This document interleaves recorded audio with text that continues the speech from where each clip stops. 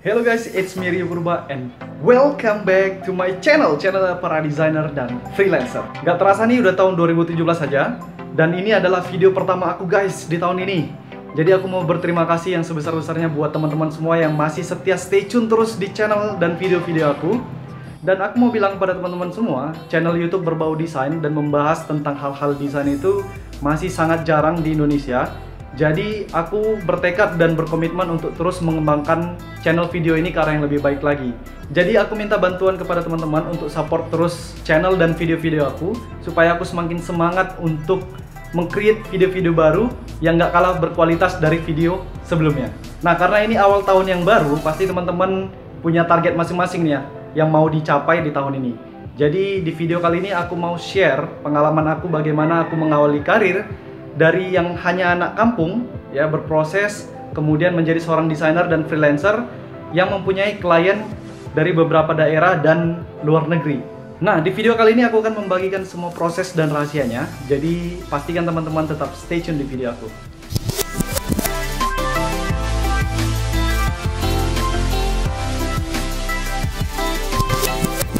Nah, mungkin banyak teman-teman yang belum tahu aku berasal dari mana. Aku berasal dari sebuah kampung di daerah Deli Serdang, Sumatera Utara. Dan aku pertama kali mengenal yang namanya komputer itu di SMP. Itu pun aku belum bisa mengoperasikannya, karena memang aku pada saat itu belum punya sebuah komputer di rumah. Dulu juga sewaktu SMP jarang praktek ya. Kita jarang praktek di lab untuk mengoperasikan komputer. Sehingga nggak heran pada waktu SMP, aku belum bisa mengoperasikan yang namanya komputer. Ya, cerita pun berlanjut ketika aku melanjutkan pendidikan ke sebuah SMK swasta di Kota Medan. Jadi di situ pertama kali aku mengenal lebih dalam lagi mengenai komputer, karena aku masuk ke jurusan TKJ Teknik Komputer dan Jaringan. Di situ juga pertama kali aku mengenal yang namanya desain grafis. Dan percaya nggak percaya nih, hal yang pertama kali membuat aku semangat belajar desain grafis adalah bagaimana membuat diri aku kembar. Karena dulu aku penasaran bagaimana sih orangnya ada satu, tapi fotonya di foto itu ada dua gitu ya. Padahal sebenarnya orangnya ada satu gitu, bukan kembar. Jadi itulah yang pertama kali membuat aku semangat belajar desain. Jadi aku tanya guru, kemudian cari di internet bagaimana cara membuatnya. Nah, sejak saat itulah aku mengenal yang namanya Adobe Photoshop, bagaimana menyeleksi, kemudian meng-cut sebuah objek dan mendouble-kannya, menduplikasinya menjadi dua. Jadi akhirnya keinginan aku membuat diri aku kembar itu tercapai guys. Nah, sejak saat itu aku mulai jatuh cinta nih dengan yang namanya desain grafis. Aku mulai sering ke warnet, mendownload tutorial berbau desain dari internet. Kemudian puji Tuhan suatu SMK juga aku udah dibeliin komputer oleh orang tua. Sehingga ketika aku pulang dari warnet mendownload tutorial desain tersebut, aku bawa pulang, kemudian aku praktekin satu persatu di rumah gitu ya. Nah, itu sih awal cerita bagaimana aku mengenal dan mempelajari yang namanya desain grafis guys. Nah, karena pada waktu itu lagi katrok-katroknya dengan desain, jadi aku sering iseng-isengin teman-teman ya. Jadi aku buat gambar aku atau foto aku kembar, terus aku cerita kalau sebenarnya ini aku kembar. Kemudian ada foto Naruto, kartun Naruto, beberapa aku ambil dari internet. Kemudian mukanya, wajahnya aku ganti dengan wajah aku. Kemudian tulisan Naruto aku buat jadi Nario gitu ya. Dan banyak lagi keisengan lain yang aku buat dengan desain grafis. Dan kalau teman-teman penasaran bagaimana tampilan foto ataupun gambar yang aku manipulasi atau edit sekitar tahun 2007 atau 2008 sewaktu aku SMK dulu. Nah, aku masih punya beberapa fotonya, jadi silakan teman-teman lihat.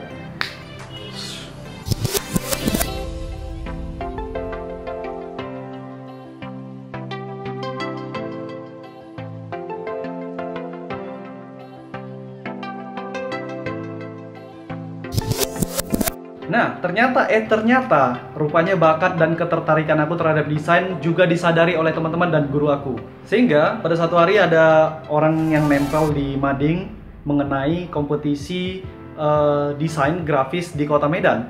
Jadi teman-teman aku datang dan memaksa aku untuk ikut, dan kebetulan 10 besar peserta yang mengikuti kontes ataupun kompetisi ini akan mendapatkan sebuah flash disk ya. Ditambah kalau kita masuk 3 besar akan mendapatkan hadiah utama. Jadi pada saat itu kebetulan aku belum punya flash disk. Jadi target aku adalah masuk 10 besar. Jadi akhirnya aku ikut, dan ternyata aku bisa mendapatkan juara 3 ya. Sementara ada satu orang lagi teman aku sekelas bernama Feby, perempuan cewek. Dia juga ikut dan dia berhasil mendapatkan peringkat pertama. Dan gak hanya berhenti di situ. Setelah beberapa bulan dari kompetisi tersebut, kami juga mengikuti kompetisi yang baru di Kota Medan, dan akhirnya saya juga mendapatkan juara harapan di situ ya. Nggak masuk 3 besar, tapi masih dapat hadiah.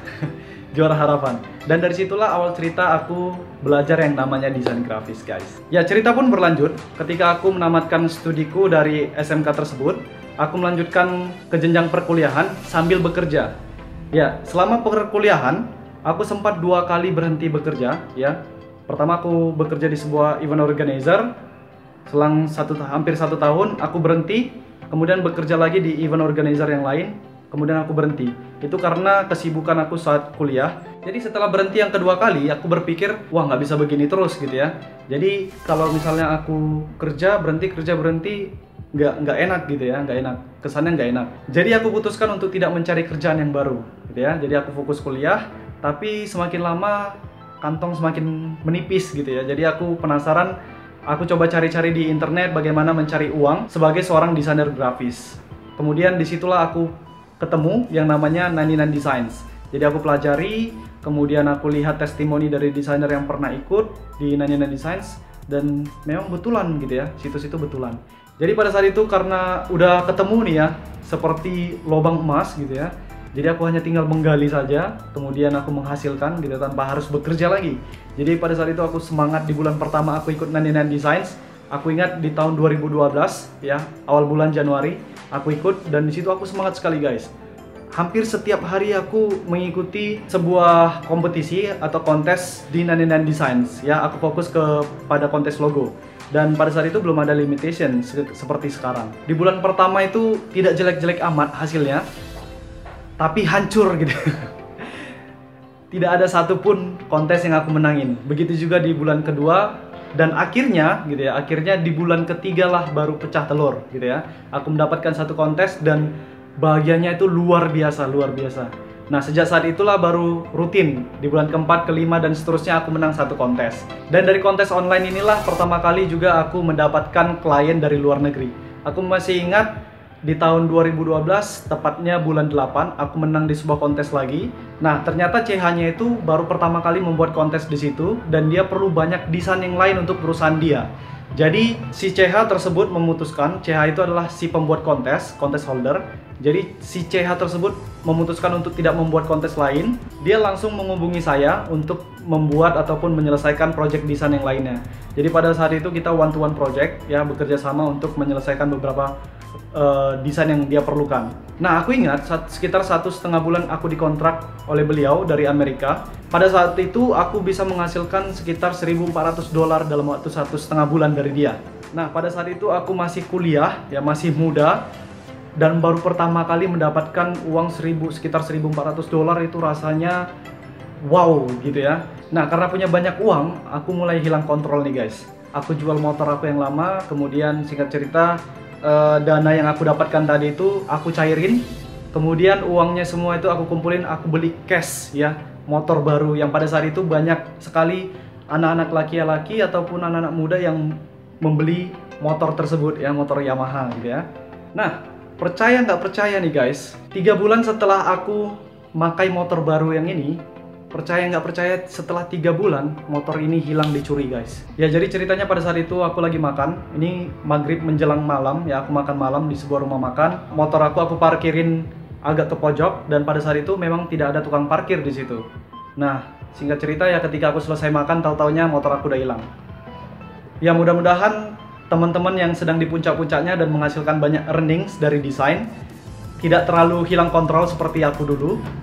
Dan mungkin bisa memilih untuk menabung earnings kalian, beberapa persen dari earnings kalian tabung, dan mungkin bisa suatu saat nanti kita bisa beli rumah atau menghalalkan pasangan yang kita sukai. Ya, cerita pun berlanjut. Jadi pada saat itu karena kita mahasiswa diharuskan untuk magang ya, jadi aku pun mulai jarang ikut kontes online karena kesibukan kuliah dan magang. Nah, akhirnya juga aku memutuskan untuk magang di institusi pendidikan tempat aku kuliah pada saat itu. Dan guys, sekedar informasi, jurusan aku di kuliah itu adalah TSP, Teknik Software Programming ya. Jadi tugas aku di magang itu adalah membangun beberapa sistem berbasis web ya, web development di kampus aku dulu. Nah, jadi singkat cerita, karena kinerja magang aku mungkin dianggap bagus. Jadi magang aku diperpanjang dan setelah tamat aku dikontrak ya, kontrak kerja di kampus aku tersebut untuk membangun sebuah sistem e-learning gitu ya. Sistem pembelajaran online untuk kampus aku tersebut. Nah, dari magang sampai bekerja ya sebagai seorang web developer itu sekitar 2 tahun ya. Dan selama 2 tahun itu aku juga jarang megang yang namanya desain grafis. Sehingga puncaknya itu tahun 2014 pertengahan, aku mulai seperti stres ya, karena passion aku sebenarnya di desain, tapi pekerjaan aku di programming, web development. Jadi ternyata itu dua arah yang berbeda jauh. Pada saat itu aku memutuskan untuk resign. Di situ juga lah aku mulai mengumpulkan teman-teman yang aku tahu bekerja di bidang desain di Kota Medan. Jadi aku kumpulin dan kita sepakat untuk membuat suatu komunitas atau kumpulan ya kecil-kecilan bernama Artulos. Nah, sejak saat itulah kita mulai rutin ketemuan yang para pecinta desain di Kota Medan. Kita mulai rutin ketemuan, kemudian buat seminar kecil-kecilan, berbicara dan sharing mengenai hal desain gitu ya. Kemudian pada saat itulah juga aku mengenal yang namanya Bang Fajar. Dia yang pertama kali mengenalkan kepada aku dunia UI ya, user interface. Kemudian dari situ aku mulai belajar ulang lagi, mendalami ilmu yang baru lagi di bidang desain. Kemudian aku berkomitmen dari situ aku harus bisa mandiri dan fokus di dunia freelancing. Jadi aku sekarang mulai dari tahun 2014 sampai sekarang aku full time di dunia freelance. Nah, kalau ada yang bilang dunia freelance itu adalah dunia yang tidak pasti gitu ya. Pernyataan itu betul sekali memang. Semuanya serba tidak pasti. Kita mencari klien sendiri, kita mencari project sendiri, mencari sumber penghasilan sendiri. Tapi banyak pelajaran yang kita dapat. Dan berdasarkan pengalamanku dan teman-teman yang lainnya, ternyata dunia freelance itu juga bisa menghidupi kebutuhan kita sehari-hari kok. Dan banyak juga teman-teman freelancer lainnya yang mengawali perusahaan mereka dari hanya sebagai seorang freelancer. Kemudian mereka bekerja sama, kemudian membuka lowongan pekerjaan bahkan untuk teman-teman freelancer yang lainnya, sehingga mereka bisa bertumbuh semakin besar dan akhirnya membuat perusahaan. Nah, intinya adalah di diri kita sendiri guys. Kalau kita mau berusaha pasti ada jalan. Alright guys, jadi itu aja dulu mungkin cerita kita hari ini. Dan aku mau bilang kalau teman-teman punya ambisi menjadi seorang freelancer dan desainer yang sukses, silakan gapai ambisi kalian. Sekalipun kalian punya keterbatasan, mungkin kalian masih muda, atau kalian tidak bisa kuliah di bidang desain, atau kalian punya keterbatasan di bidang fasilitas, jangan jadikan itu acuan untuk menggapai ambisi ataupun cita-cita kalian. Atau mungkin kalian berasal dari anak kampung, sama seperti aku, sehingga dari situ banyak yang mencibir ataupun menyepelekan kalian untuk menggapai cita-cita kalian yang selangit. Jadi pada saat ini aku bilang kepada kalian, jangan jadikan omongan atau cibiran mereka itu sebagai acuan kalian menggapai cita-cita. Masa depan kalian itu ditentukan oleh kalian sendiri, bukan dari omongan mereka. Nah, buat teman-teman yang punya pengalaman menarik saat dulu memulai karir di dunia desainer ataupun freelancer, silahkan share pengalaman kalian di kolom komentar di bawah video ini. Dan seperti biasa terakhir, sebagus-bagusnya desain, pasti ada yang tidak suka. Sejelek-jeleknya desain, pasti ada yang suka. Oleh karena itu, jangan pernah takut berkarya. Dan itu aja dulu mungkin video kali ini. Jangan lupa share video ini kalau kalian suka ke sosial media ataupun grup-grup kalian. Dan kita akan berjumpa lagi di video berikutnya. See you guys on the next video.